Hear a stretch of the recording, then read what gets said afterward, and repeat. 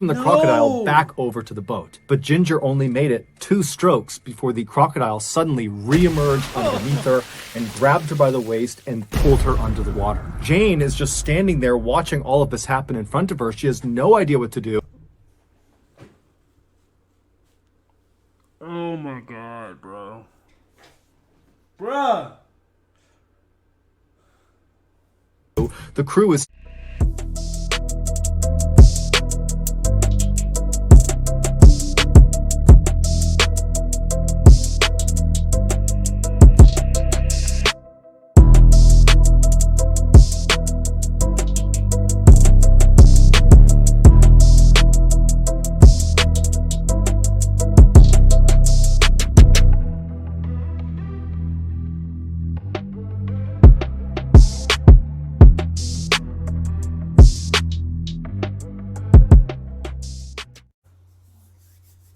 Oh yeah, I think y'all know what time it is.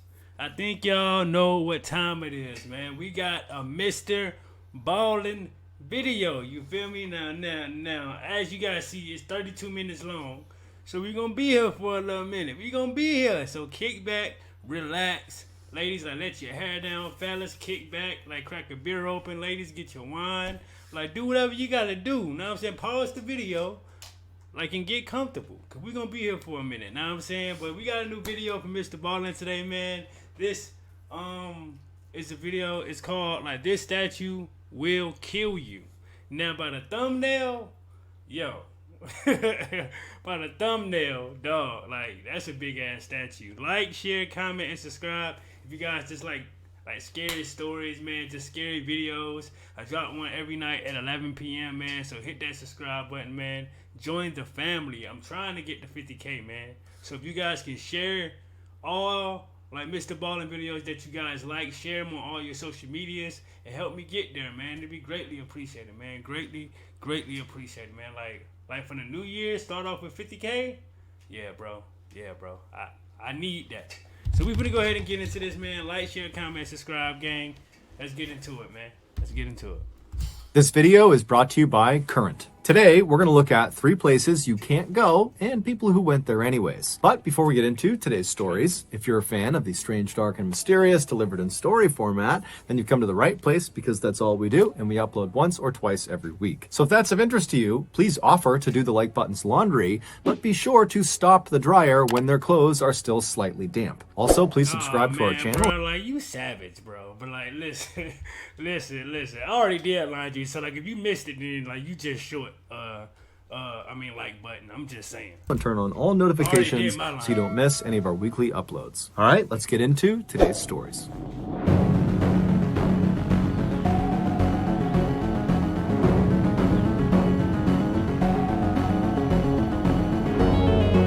Honeymoon.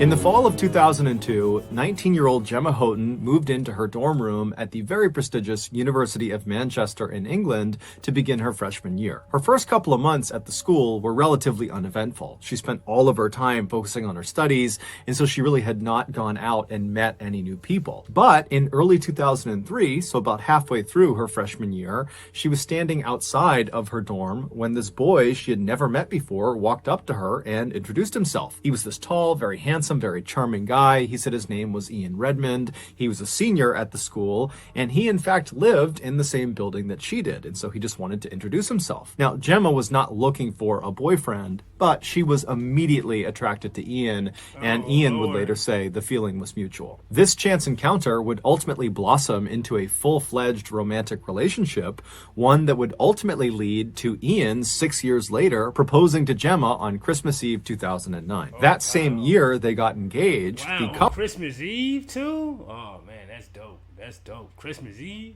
who had diligently saved money for years and years and years were able to pool their money and buy a house together. It was not a very nice house. It was a fairly beat up cottage in this little town in England that would need a lot of work, But Ian and Gemma were actually very excited to do the work. They looked at this as an opportunity to make the house exactly the way they wanted it, and it was a chance for them to spend some quality time together. So for the next 2 years, during all of their free time, Ian and Gemma would work on their home, and then finally in August of 2011, right before their actual wedding day, they finished the renovation. Their home is done. And so they get married, and then literally right after their wedding, instead of going right into a honeymoon, they just moved right into their dream home that night. And so for the next couple of days, the newlyweds got to enjoy being husband and wife for the first time inside of their dream home, and then it was time to go on the honeymoon. In addition to having set aside money for the down payment on their home, the couple had also set aside money for this honeymoon. They wanted it to be an amazing vacation. And so what they decided to do for their honeymoon was to go to Seychelles, which is this island nation in the Indian Ocean, which many say has the most... Hey, like that's a beautiful ass picture right there, bro. That's a beautiful picture, bro. Most beautiful beach in the world. So on August 10th, the couple hops on a plane and they fly to Seychelles. And when they land, they check into their resort, which is this unbelievable place that overlooks this perfect beach with white sand and crystal clear waters. And then after getting checked in, the couple goes down to a restaurant and they're having a bite to eat. And as they're sitting there, they're probably thinking to themselves, this is going to be the best vacation ever. During the first week of their trip, the couple was very active, spending lots of time exploring the island and going out on different excursions and going to lots of restaurants. They were just all over the place. And so come Tuesday, August 16th, which was the start of their second week and final week of this honeymoon, the couple was kind of tired from all the activity. And so they decided they would just have a lazy day at the beach that day. And so the couple grabbed their swimsuits and their towels and their chairs, and they left the resort and headed down to the beach right outside. And then after finding a decent spot on the sand, they set up their chairs and towels, put their stuff down. And Gemma, she laid down on one of the chairs to begin sunbathing, and Ian, he grabbed his fins and his snorkel and he kissed Gemma on the cheek and said he was going to go down to the water and go for a swim. Gemma remembers watching Ian as he walked across the beach and stopped in front of the water and put on his big fins and got his snorkel on, and then he kind of awkwardly duck walked his way into the water. And Gemma remembers just smiling and laughing to herself watching him awkwardly do this, and then thinking to herself how lucky she was to be married to such an amazing guy. She really loved him so much. After Ian had finally gotten into the water and had begun his snorkeling journey, Gemma laid back and began to doze off to sleep. A little while later, though, Gemma suddenly woke up to the sound of what almost sounded like someone sneezing really, really loudly. And so instinctively, she sat up and scanned the waterline for her husband, but all she saw were other tourists in the water swimming and snorkeling and doing all sorts of stuff. She couldn't find Ian. And then she heard a male voice calling out for help, and it was coming off to the right towards the top of the beach, pretty far away from her. And she turned and she saw Ian. Ian was about 60 feet off of the sand, so he's well out into the water, and he appeared to be kind of hunched forward with his arm kind of in the water, and he's waving his other arm in the air. It was like he was stuck on something, and before Gemma could get up and run to him or help him in any way, Ian just begins to scream at the top of his lungs. When Ian began screaming, there was a surgeon who was also on vacation at this beach, who was in a boat near where Ian was. He hears the scream and he boats over to Ian, and he and the guy who was in the boat with him managed to pull Ian out of the water. They get him on the boat, and Ian is alive and he's conscious, but he is missing his entire left arm. He's missing the majority of his left thigh, and there was a huge chunk missing from his midsection. Oh my God! He was conscious and all. Whoa! A shark? Think a shark got a hold of him? Something missing his whole arm?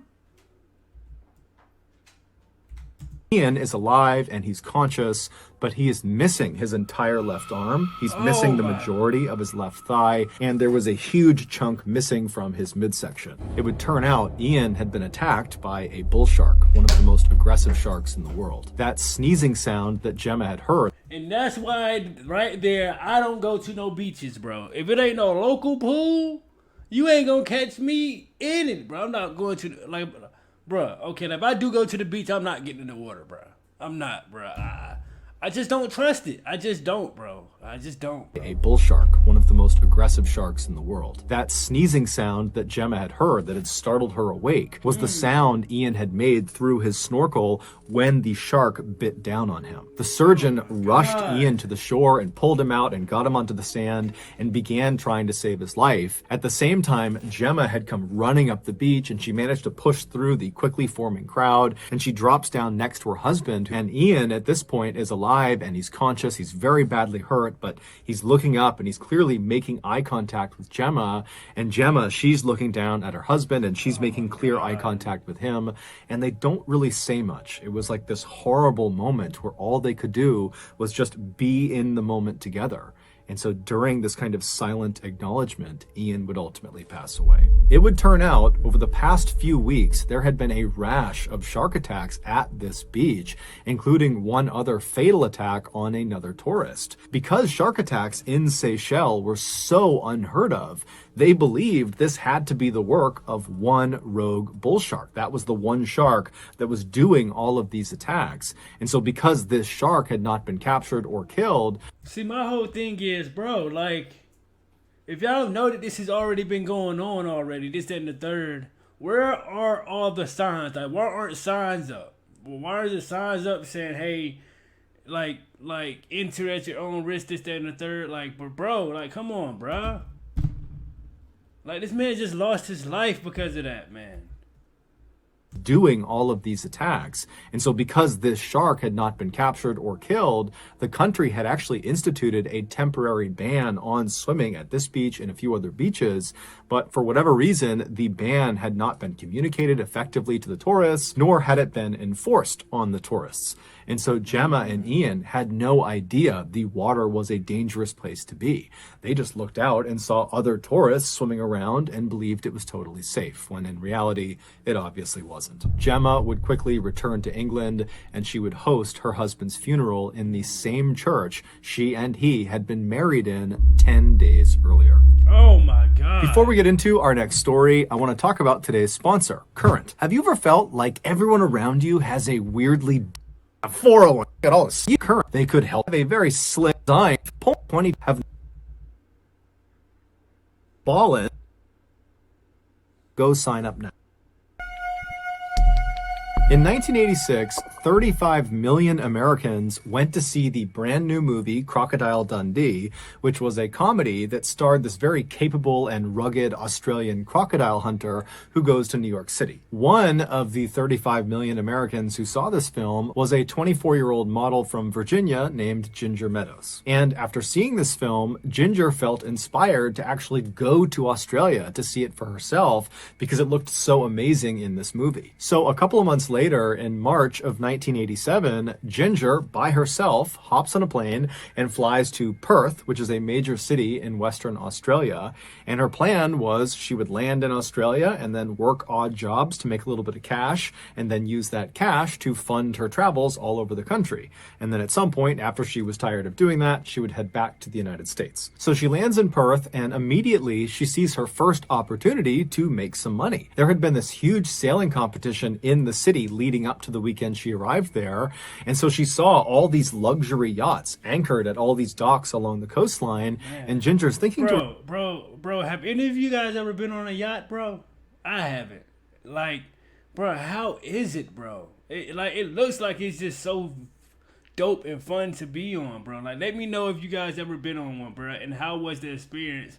And like, how long were you on, on it? You know what I'm saying? Let's go. Herself, these huge ships, they have crews that work on them basically full time. Maybe one of these boats could use an extra set of hands. And so Ginger, who was very friendly and outgoing, she went right down to one of these docks and she stopped in front of the very first yacht she saw, which was this huge luxury 100-foot yacht. And she introduced herself to the captain of this boat. And she said, hey, can I hitch a ride with you guys to the next place you're going? And in exchange, I'll work for you. And as it happened, the captain was actually looking for another crew member to assist their chef. And so he said, okay, well, can you cook?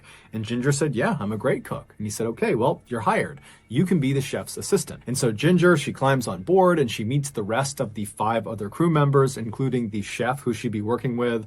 And the chef's name was Jane, and those two would become very close. And then shortly after Ginger had come aboard, the captain cast off their lines and they headed out to sea. Their next stop was going to be New Guinea, which was roughly 14 days of travel away. After about a week at sea, the captain realized they were dangerously low on fresh water. And so he decided to take a detour and turn east and head inland along this river system that would bring them to this large freshwater pool, which he also knew had this huge waterfall that dumped down into it.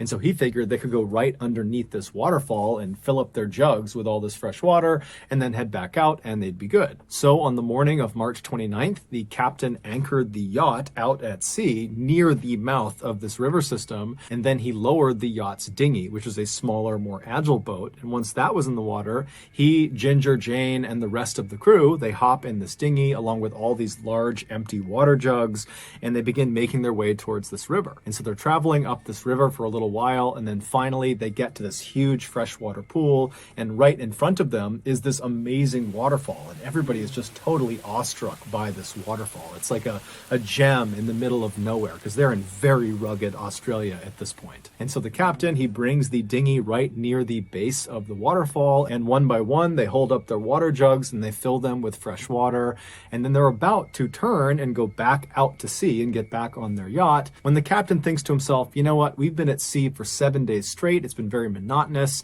maybe it would be a good thing to stick around here for a little bit longer and maybe even hike up to the top of this waterfall and enjoy the view and kind of enjoy the scenery before we head back out to sea. And so he says to his crew, hey, do you guys want to go to the top of this waterfall? And everyone agrees it's a great idea, with the exception of Jane. She did not feel like hiking to the top of this waterfall. She said she would stay down in the dinghy and wait for them. Now, this pool is basically surrounded on all sides by just pure cliff face. There really is no place to land this dinghy. There's no flat surfaces. You basically have cliffs that go directly into water, and then also you have the river that feeds back out to the ocean. So the captain brings the dinghy right up against the cliff face right next to this waterfall, and he and Ginger and the other crew members not named Jane climb out of the dinghy onto this cliff face, and they begin climbing, literally climbing up this wall towards the top of the waterfall. Now, everyone was able to do it except for Ginger. She kept slipping on the rocks. It was very steep. It seemed kind of dangerous. And so at some point, she abandons the idea and goes back down to the dinghy with Jane,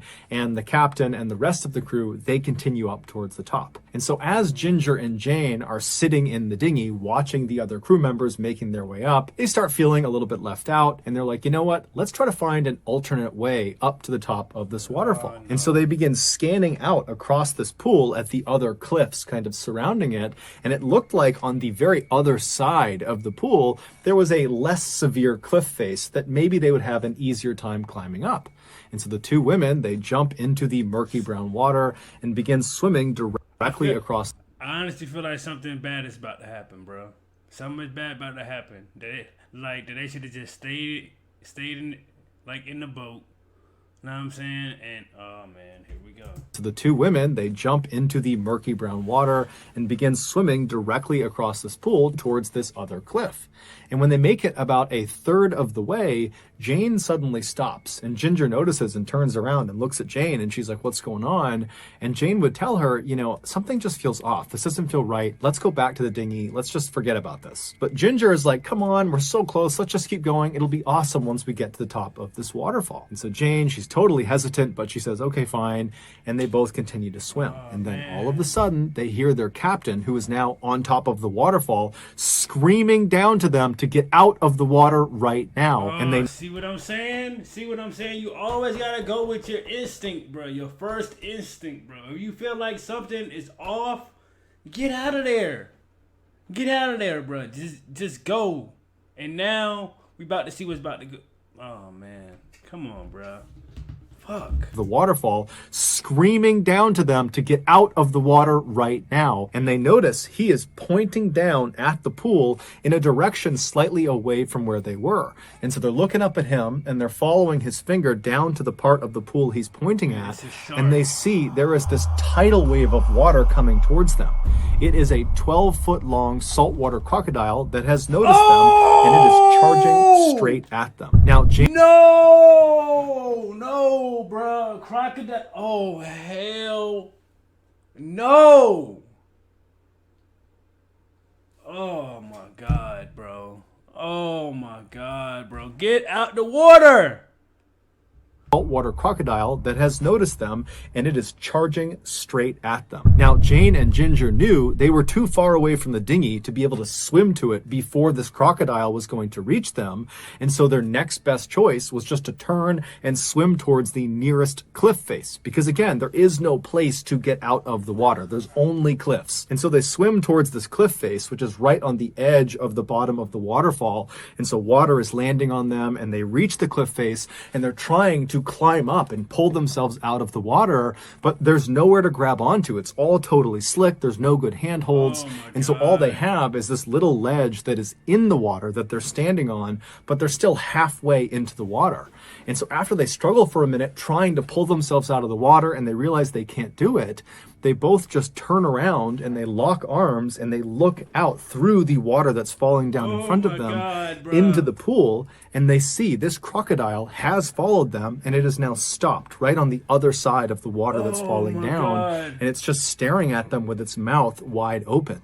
And the two women are looking at it. They don't know what to do. And the captain and the other crew members, they see what's going on, and they're trying to climb down as fast as they possibly can to try to rescue them. But it's going to take several minutes at least before they get down to the dinghy. And so Jane and Ginger, they're totally aware of this, and they're just staring at this crocodile, screaming at it, trying to get it to go away. And at some point, the crocodile does just close its mouth and sink below the surface. But now they don't know where it is, and this causes Ginger to completely panic, and she lets go of Jane's arm, and she dives into the water off to the right and attempts to... No!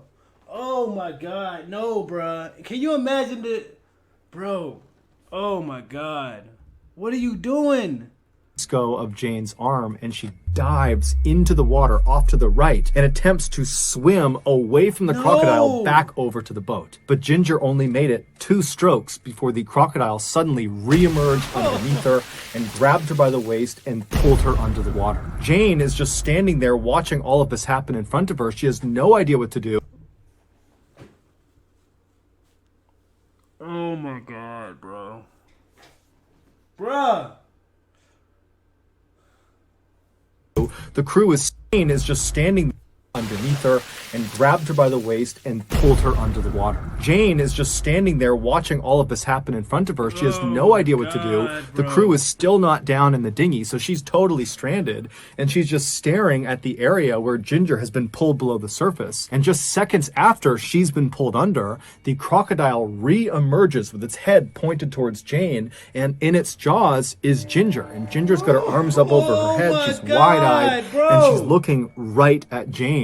And Jane makes eye contact with her, but there's nothing she can do. And she just watched as Ginger again was pulled back under, and this time she did not come up again. Ultimately, Jane would be rescued from the ledge. The crew would get down to the dinghy, they'd swing over, they would pick her up, and then about 2 days later, they would find what was left of Ginger's remains. It would turn out the captain was well aware of the threat the crocodiles posed in this river, and he had told his crew, Ginger and Jane included, wow, bro. Just imagine, like, Jane now, bro. The traumatization right now, bro. Literally looked her friend in the eyes. Made eye contact and everything. Wow. Crocodiles posed in this river, and he had told his crew, Ginger and Jane included, about this threat, and that at no point should Okay, wait. So if you already knew about this situation, then why even stop and even take the risk if you already know what was already, if you knew crocodiles was already here? Like, you shouldn't even put these people in danger like that, bruh. What? Wow. That just pissed me off. Wow. Aware of the threat the crocodiles posed in this river, and he had told his crew, Ginger and Jane included, about this threat, and that at no point should anyone get in this water. But of course, his warning went unheeded. Wow, bro. But I rest in peace to Ginger, man. and everyone else that lost their lives. Like in the other video too. You know what I'm saying? Why?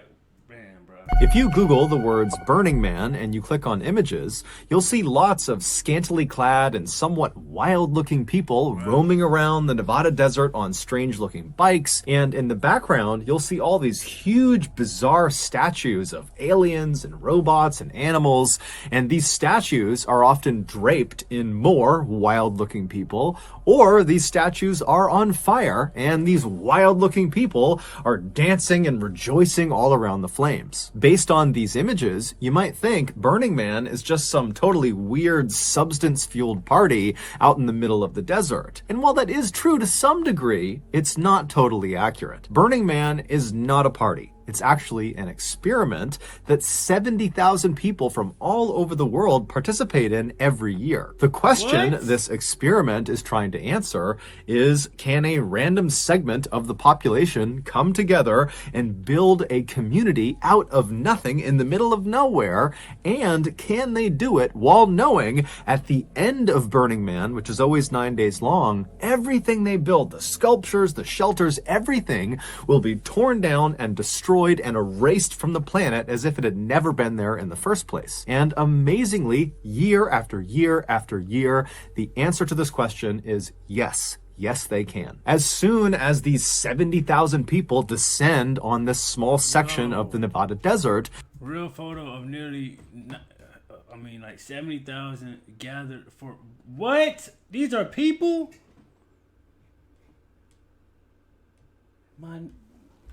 they immediately get to work helping each other, building their own sites. I mean, these people largely don't know each other, or in many cases, they don't even speak the same language, but they're showing up with this shared desire to build this temporary community. And so they begin seamlessly working together. And while shelters are being stood up all over the place, other attendees will pull out instruments and form impromptu bands. And then the artists of the group will get together and begin building these kind of strange sculptures. And so very quickly, within only a few hours, every year in Burning Man, this plot of barren desert turns into this beautiful otherworldly utopia full of totally happy and fulfilled and excited strangers. But in 2017, the utopia that was created at that Burning Man was shattered by one man, and his name was Aaron Joel. In 2017, Aaron Joel was a tall, handsome, 41-year-old free spirit who, from the time he was just a little kid, had this sort of restless energy about him. He always needed to be out doing stuff. He could never sit still. And so by the time he was old enough, he left his family home in Oklahoma and moved out to Oregon and moved into this commune. A commune is a group of people that live together and share their possessions and responsibilities. But shortly after moving into this commune, Aaron got restless again. This wasn't enough for him. And so he left the commune and began traveling all over the United States. But after he had basically gone everywhere in the country, he became restless again. And so he left the United States and he went to Nepal and began traveling all over Nepal. I mean, hold on. So he's one of these like thrill seekers or some shit like that, right? One of these guys that just like can't stay still. Like he has to be doing something. He has to be into something, like type of guy, right? Left the United States and he went to Nepal and began traveling all over Nepal. And while he was there, he met this wonderful young woman from Switzerland named Ladina, and the two fell madly in love. And then when it was time for Ladina to leave Nepal and go back to her home country, Aaron followed her. And just a couple of years later, in 2014, the pair got married and they bought a house together and settled down in Switzerland. For a time, Aaron and Ladina were very happy. Their life was very simple and straightforward. They loved each other. They loved Switzerland. But in 2017, Aaron's wanderlust reared its head again. And so he went up to Ladina and he told her that, honey, I need to go out and explore again. I need to go out and be free again, even if it's just for a couple of days or a week or whatever time it is. I need it. I need it in order to be sane. I don't think Ladina was very pleased about this development. However, she knew her husband and she knew this was important to him and to his mental health. And so she said, okay, honey, you do what you have to do. And so Aaron thought about what he was going to do to satiate this desire to go out and be free again, and he settled on attending that year's Burning Man, something he had never done before. So Aaron leaves Switzerland do to satiate this desire to go out and be free again, and he settled on attending that year's Burning Man, something he had never done before. So Aaron leaves Switzerland and he goes back to Oregon in the United States, and he meets up with a very close friend of his named Justin. Justin was actually someone he had lived with in the commune when he was there. And so the two, they link up in Oregon, and from there, they drive in Justin's big van out to Nevada. And when they get to Nevada, they drive out to the Burning Man site, and as they're pulling up, they see thousands and thousands of other vans and tents and all these people that are out setting up and building this community, this utopia.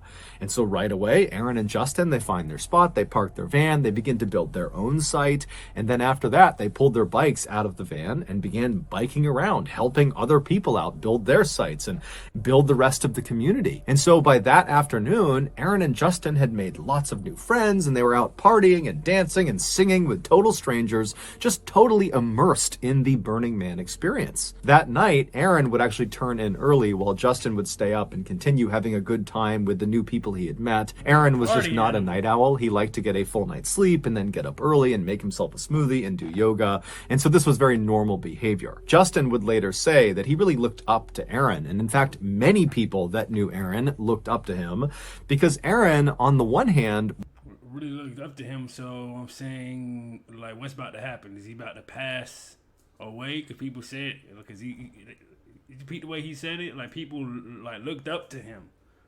So what happened? So this was very normal behavior. Justin would later say that he really looked up to Aaron. And in fact, many people that knew Aaron looked up to him because Aaron, on the one hand, was a total free spirit that would just kind of go where the wind would blow him. But at the same time, he was very regimented and disciplined. He took great care of himself, both physically and mentally. And he just seemed wise beyond his years. And he was incredibly charismatic and very funny. And so people really flocked to him and really idolized him. One of the traditions of Burning Man has to do with its namesake. Towards the end of every Burning Man, they will build this 40-foot tall wooden man effigy, and they will burn it to the ground, hence the name Burning Man. And so on the night of the so-called man burn, Aaron told Justin that he was not going to turn in early that night, that instead he was going to stay up and watch the spectacle of this effigy being burned to the ground. Justin was really excited about it, and so was Aaron. And so that evening, Aaron and Justin met up with their new friends they had met while they were at Burning Man, and their group began making their way over to the wooden man effigy. Now, this huge effigy was situated in this huge open clearing, and then standing all around this wooden man are what they called rangers. They're basically security guards for the event that also have some fire training, and they would stand almost shoulder to shoulder or very close to shoulder, facing away from the effigy, forming a perimeter around it. And the rangers' job was to prevent the crowd of 70,000 people from getting too close to the effigy when it was on fire, because it's obviously a huge hazard. And that's damn near gonna be impossible to keep 70,000 people away. Yeah. Getting too close to the effigy when it was on fire, because it's obviously a huge hazard. And so Aaron, Justin, and their friends, when they got to this clearing and saw the effigy, they would have seen thousands and thousands of event attendees converging on this effigy, getting as close to the rangers as they possibly could on all sides. And so Aaron and Justin and their friends, they make their way up to one particular section of this crowd, and they begin fighting their way through all these people, trying to get as close to the rangers as they possibly could, because they want a good view of this man burn. And then once they were satisfied with their view, they just stopped and waited for the effigy to be lit. But before the effigy was lit, Aaron would turn to Justin and say, "Hey, I have some friends from Switzerland who are here right now. They're on the other side of the effigy, on the other side of the crowd, and I'm going to go see them right now." And so Justin was totally bummed that Aaron was going to be leaving right before this thing is lit, because he wanted to experience this with Aaron. But he said, "Okay, no problem. I'll see you hopefully, before this thing gets lit, or, I'll see you after this burn is done." And so Aaron departed the group, and Justin watched as he kind of disappeared into the crowd. And then Justin turned his attention back back towards the effigy. And a little while later, when the sun had gone down and it was totally dark out and the crowd was totally electric as they're waiting for this thing to light, finally they did. They lit the effigy. And as soon as it went up in flames, the crowd of thousands and thousands of people roared with excitement. And this whole time, Justin is totally amazed by what he is watching, but he's also scanning the crowd, kind of hoping that Aaron will eventually pop back up. But at this point, the crowd is so massive and everyone's so tight together that Justin is really not expecting Aaron to come back over to where he had been. It just didn't seem possible. And so this huge wooden man effigy goes up in glorious flames and everyone's so amazed by it. And then eventually the flames begin to dwindle down as the structure continues to burn lower and lower to the ground. And then finally, when the fire is just about out, the crowd of people begin to disperse. And at this point, Justin again looks around hoping to maybe see Aaron, but Aaron has not come back yet. And so Justin just says, okay, maybe it's time to leave and go check in with Aaron back at the van. And so he notifies his friends that he's going to turn around and head back. And as Justin turns and begins leaving the crowd, someone who was at the event, who apparently knew Justin and knew Aaron, came running over to Justin and frantically told him this totally shocking story about something that happened to Aaron. Now, at first, Justin just could not believe it. He couldn't even... I told y'all something was about to happen. Process it. It seems so outlandish and unbelievable that it just could not have happened. But he was thinking to himself, I haven't seen Aaron since he left to go see his friends from Switzerland, and I have no idea where he is. And so Justin starts looking around the crowd again. He's not seeing Aaron, and he's starting to panic. And so finally, Justin just turns and starts running back towards his van in hopes that Aaron is going to be there. But when he gets back to his van, Aaron is not there, and there's no sign that Aaron has been back after they had left for the man burn. It would turn out that shocking story Justin had been told about Aaron was true. This is that shocking story. After Aaron told Justin that he was going to go to the other side of the crowd and spend some time with his friends from Switzerland, he disappeared from the group and he made his way over to that far side of the crowd. But we don't know if he actually met up with friends from Switzerland or if that was just some cover to get away from Justin and the other people he was with. But regardless, at some point, Aaron made his way over to the other side of the effigy, away from Justin and away from his other friends. And once he was over there, he pushed his way towards the front of the crowd until he was right in front of the Rangers with front row seats of the effigy. And then after the effigy was set alight and was fully engulfed in flames, Aaron, at some point, bum rushed one of the Rangers right in front of him and was able to push past him. And then before that Ranger or any other nearby Rangers could stop him, Aaron was able to sprint directly into the bottom of this massive effigy, right into the fire. And he... Why? Aaron!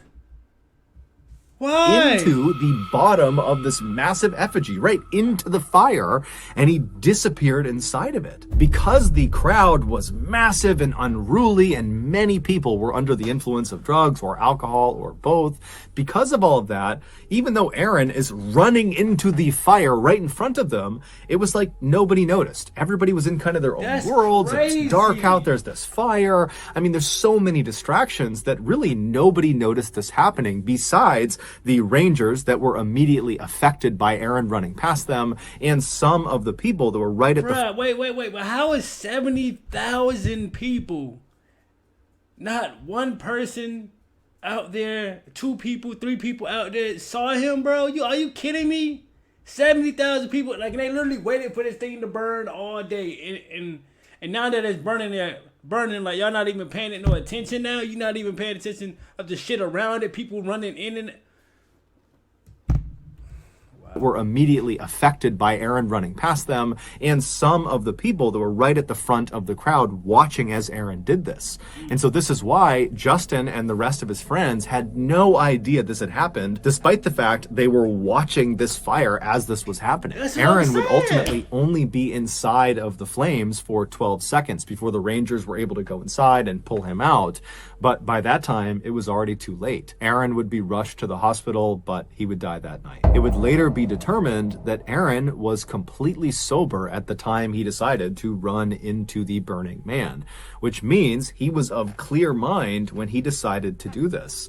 And so it was determined that his death had to be a suicide. However, Like, his family and his friends and anybody who knew him Just- are just totally not buying the idea that he decided to commit suicide, especially like this. Like that makes no, like, bro, he's completely sober. Like as you guys say, he's completely sober, and he just decides to say, just run in there. I don't know, man. Are just totally not buying the I don't idea know. that he decided to commit suicide, especially like this. It just didn't make any sense. This is not something Aaron would have done. He was acting totally normally. His behavior was not erratic. Something else must have caused this to happen. But unfortunately, at this point, no one has come close to figuring out what this other thing could be. And so to date, his death still remains largely a mystery. Here is a picture one of the bystanders took of Aaron as he charges into the fire. So that's going to do it, guys. If you found the secret in today's episode, let us know. Whoa. Mr. Ballen, bro. Mr. Ballen, bro. Mr. Ballen. Yo, this is one of your best ones yet, bro. Hands down, this is one of his best ones. Bro, we say this about almost every video he posts.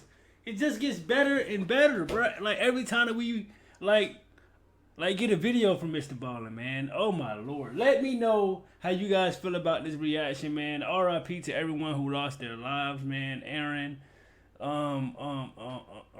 Ginger, and then the people like in the first video as well, man. Like crazy video, man. Like, share, comment, subscribe.